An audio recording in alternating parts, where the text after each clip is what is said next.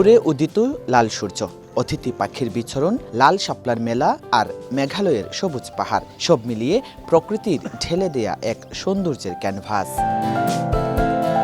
অপরূপ সৌন্দর্যে ঘেরা সিলেটের জৈন্তাপুর শাপলা বিল অনেকের কাছে ডিবির হাওর নামেও পরিচিত।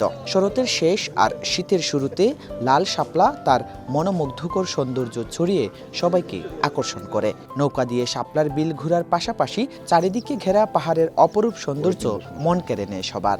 সিলেট শহর থেকে ৪২ কিলোমিটার দূরে ৪টি বিলে ৯০০ একর জুড়ে এই লাল শাপলা বিলের রাজ্য। ভোরের আলো ফুটতে না ফুটতেই পাহাড় আর লাল শাপলার মনোমুগ্ধকর সৌন্দর্য উপভোগ করতে হাজারো পর্যটক ছুটে আসে।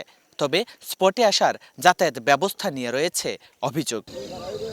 সপ্তাহের ৭ দিনেই ভোর থেকে পর্যটকদের পদচারণায় মুখর হয়ে উঠছে বিস্তীর্ণ এই লাল শাপলার রাজ্য। তবে বিশ্রামাগার না থাকা সড়কের বেহাল দশায় ভোগান্তি পর্যটকদের। যারা সিলেটে ঘুরতে আসেন অবশ্যই জায়গাটায় এসে ঘুরে যাবেন। বাড়াইয়া ঘুরিয়া যাওয়া উচিত, মানে একটু দেখা তো উচিত না, সুন্দর জিনিস একটু দেখতা। সকাল আইলে একটু সৌন্দর্য দেখা যায়, তো ও সকাল আইসে আর জায়গাটা খুব ভালো।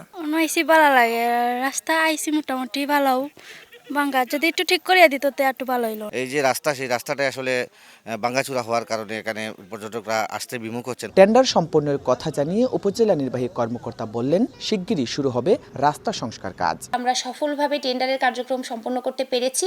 এখন পরবর্তী কার্যক্রমটা চলছে, এটা হয়তো আমাদের খুব বেশি দিন লাগবে না। আশা করছি আমরা সামনের মাস নাগাদ এই রাস্তার কাজ শুরু করতে পারবো। ৩০ বছর আগে সীমান্তের অপারের খাসিয়া সম্প্রদায় ডিবি বিলে লাল শাপলার চারা রোপণ করেন পূজা অর্চনায় ফুলের চাহিদা মেটাতে। এরপর ধীরে ধীরে ডিবি বিল ছাড়িয়ে লাল শাপলায় রঙিন হয়ে ওঠে কেন্দ্রি বিল, হরফকাটা বিল ও ইয়াম বিল। জয়ন্ত কুমার দাস, সময় সংবাদ, জৈন্তাপুর, সিলেট।